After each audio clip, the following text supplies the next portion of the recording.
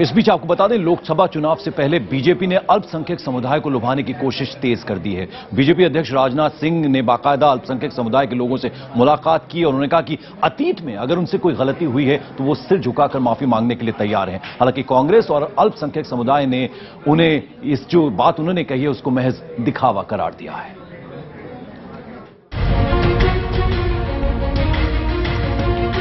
मंगलवार को दिल्ली में अल्पसंख्यकों की एक गोष्ठी को संबोधित कर रहे बीजेपी नेताओं के सुर बदले नजर आए। पार्टी अध्यक्ष राजनाथ सिंह ने कहा कि बीजेपी वैसी पार्टी नहीं है जैसा उसे बताया जाता है। राजनाथ ने अल्पसंख्यकों की पिछड़ी हालत के लिए कांग्रेस को जिम्मेदार ठहराया तो गुजरात दंगों के लिए मोदी को क्लीन चिट दी। साथ ही कहा कि वो अतीत में हुई गलती के लिए माफी मांगने को तैयार है।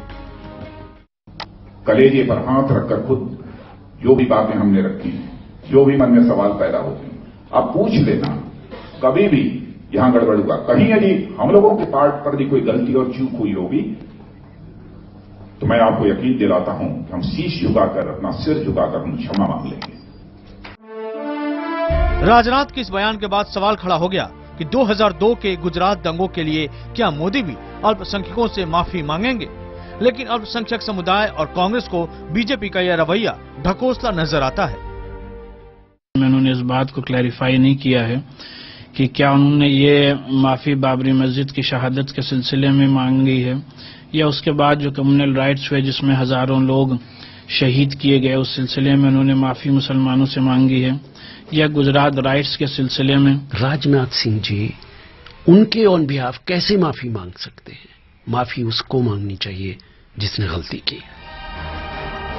वैसे इससे पहले नरेंद्र मोदी भी ब्लॉग के जरिए दंगों के लिए खेद जता चुके हैं। यानी मोदी फॉर पीएम मिशन के लिए बीजेपी तो वोट बैंक का कोई हिस्सा छूता छोड़ना नहीं चाहती। लेकिन सवाल ये है कि क्या पुराने जख्मों पर मरहम लगाने की ये कोशिश अल्पसंख्यकों को आसानी से रास आएगी? नरेंद्र मोदी और बीजेपी ये जानते हैं कि लोकसभा का चुनाव सिर्फ हिंदुत्व के मुद्दे पर नहीं बल्कि सर्व समाज के हितों की बात कर ही लड़ा और जीता जा सकता है।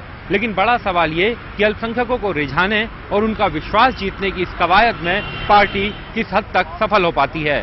विक्रांत यादव, दिल्ली, IVN 7।